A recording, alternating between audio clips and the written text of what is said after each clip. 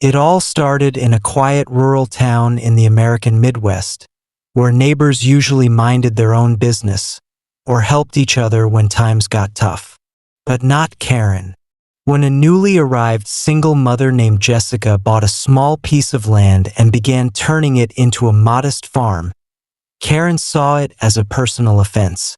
No one expected what she would do next, and certainly not how fast she'd come to regret it. Karen had always considered herself the unofficial mayor of the neighborhood, the kind who peeked through blinds, kept track of who parked where, and had the local code enforcement on speed dial. When Jessica moved in with her 6-year-old daughter and a rusty pickup truck, it didn't take long for Karen to decide she didn't belong. At first, it was petty things, anonymous noise complaints, passive-aggressive notes about property values, and sideways glances at the grocery store. But when Jessica started building a chicken coop and planting vegetables, turning her dusty acre into a working mini farm, Karen's disdain hardened into resentment. One morning, Jessica woke up to find her chicken coop smashed, her garden trampled, and tire tracks cutting across her field. The small solar panel she'd saved up for was gone. She stood there in silence, holding her daughter's hand, while the local sheriff took notes. What Jessica didn't know, not yet anyway, was that Karen had asked 2 men she vaguely knew from town to send a message. She hadn't expected them to go that far. When the news started to spread on Facebook and through the local farmers market, people began to put the pieces together. Whispers turned into comments. Comments turned into screenshots. Karen's name came up, not as a rumor, but as a certainty. Within days, Karen's phone was blowing up with messages. Her job put her on leave. Her own friends began to distance themselves. For the first time, the woman who had always felt in control wasn't. Jessica, meanwhile, kept working, repairing what she could, accepting help from strangers who showed up with lumber, tools, and even a few hens. She never said a bad word about Karen. When asked, she just said, "We're still standing." But the story's not over. Karen hasn't publicly apologized. There's talk of charges, but nothing official yet. Jessica's farm is slowly coming back to life, with more support than ever. As for Karen, she's still in the same neighborhood, but everything's changed. Some neighbors started dropping by Jessica's farm, first out of curiosity, then out of genuine care. A retired carpenter named Bill helped her rebuild the coop. A teenage boy from down the road offered to water her garden after school. Someone anonymously left a dozen chicks in a box with a handwritten note.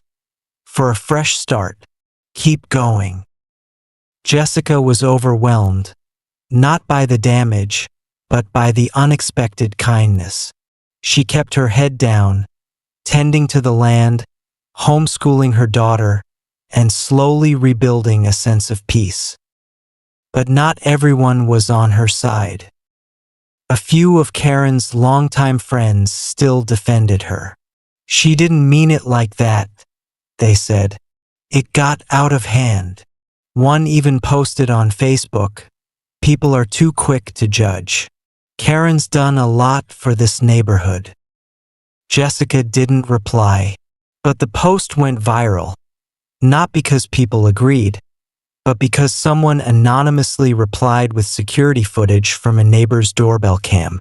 It showed Karen, 2 weeks before the vandalism, standing at the edge of Jessica's property, talking to someone inside a black pickup truck.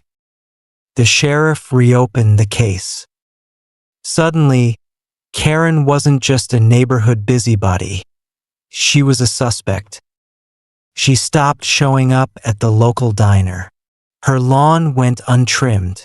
Her porch light stayed off. Whispers grew louder. And yet, no formal charges had been filed. No arrests. The two men she allegedly spoke to, still unnamed, still nowhere to be found. And then a new twist. Jessica received a letter in her mailbox. No return address. Just a single sentence, handwritten in shaky pen. I didn't mean for it to go that far. She recognized the handwriting. Karen. Jessica folded the note, placed it in a drawer, and said nothing. Not to the sheriff. Not to the neighbors. Not even to her daughter. Because this story isn't over. Something's still coming. A week after the anonymous letter, Jessica noticed something odd. Someone had mowed her front lawn. She hadn't asked anyone. She hadn't even talked about it. She'd been too busy fixing the broken fence on the west side of the property. But there it was. The grass neatly trimmed, the edges clean, even the flower bed cleared of weeds. That night, a jar of homemade strawberry jam was left on her porch. No note, just the jar carefully sealed, with a red and white checkered cloth tied around the lid. Jessica stared at it for a long time before bringing it inside. She didn't open it. The next morning, another neighbor, Mrs. Callahan, came by with a worried look. "You didn't hear it?" she asked. "Hear what?" "A truck. Late last night. I saw headlights through my curtains. Someone was out by your barn for almost 10 minutes. Jessica felt a chill. She hadn't heard a thing. She checked the barn. Nothing stolen. Nothing broken. But her daughter's tricycle, which had been lying on its side for days, was now standing upright, carefully leaned against the wall. Something wasn't right. Was Karen trying to make amends quietly, without owning up publicly? Or was this something else, a game, a threat disguised as kindness? The lines were blurry now. Jessica didn't know if she was being watched, helped, or warned. Meanwhile, the sheriff's investigation had stalled again. Without official testimony, and with Karen refusing to speak, there was nothing solid. Just rumors. Just that grainy footage. Just a letter with no fingerprints and no confession. Then, 3 days later, Jessica's daughter came running into the house, holding something in her hand. "Mom, look!"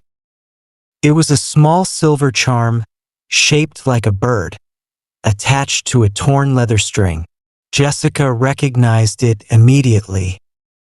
It had belonged to her late husband. She hadn't seen it since the move. She thought it had been lost during the first week in the new house.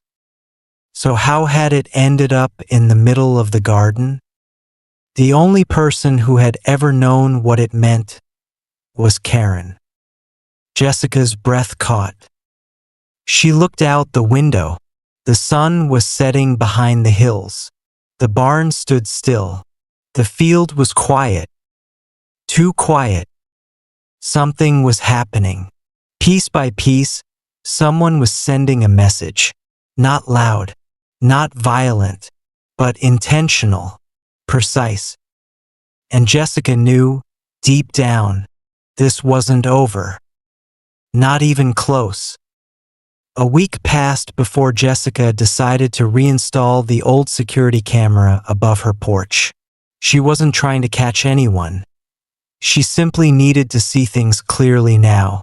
The quiet acts of strange kindness, the unease, the missing objects that slowly reappeared. It had all become too much to ignore. At 2:17 a.m., the camera caught something. Karen. She walked up to Jessica's porch alone, in the dark, and placed a small box down on the step. Then, after a long moment of silence, she looked directly at the camera before turning and walking away. There was no panic, no attempt to hide. just a tired face, worn down by everything that had come before it. Inside the box, Jessica found 3 things: a handwritten letter, an old external hard drive, and a house key. The letter wasn't angry. It wasn't apologetic in the traditional sense either. It was something else, a quiet confession. Karen admitted she had asked the 2 men to scare Jessica, but claimed things had quickly gone out of her control. She had been afraid, ashamed. She wrote that the hard drive contained footage from her own security system, footage she had never turned over to police. The key, she said, opened the shed behind her house. She believed the men had stored something there, but she hadn't dared to look. Jessica sat with the letter for a long time, not angry, not afraid, just still. That afternoon, she drove to Karen's house. It was empty. No one answered. She let herself into the shed. There, under a tarp and some old crates, she found a black garbage bag filled with the remnants of her destroyed farm. A solar light panel, gardening tools, a watering can her daughter used to play with. Items she thought had been stolen or lost, not hidden. Nothing was valuable, at least not in the way the world measures value. But it was clear now that Karen had kept them all this time. She hadn't destroyed everything, just scattered the pieces. A few days later, Jessica turned the hard drive over to the sheriff. The case reopened. One of the 2 men was identified and arrested. Karen didn't resist. She gave her statement and stopped trying to spin the story. For the first time, she let the consequences come. Jessica's farm healed slowly. Neighbors kept showing up with tools, wood, food, not out of pity anymore, but out of quiet respect. The land, once damaged and uncertain, began to grow again. It wasn't just crops, it was trust. Karen remained in town, but quieter. Her yard grew wild.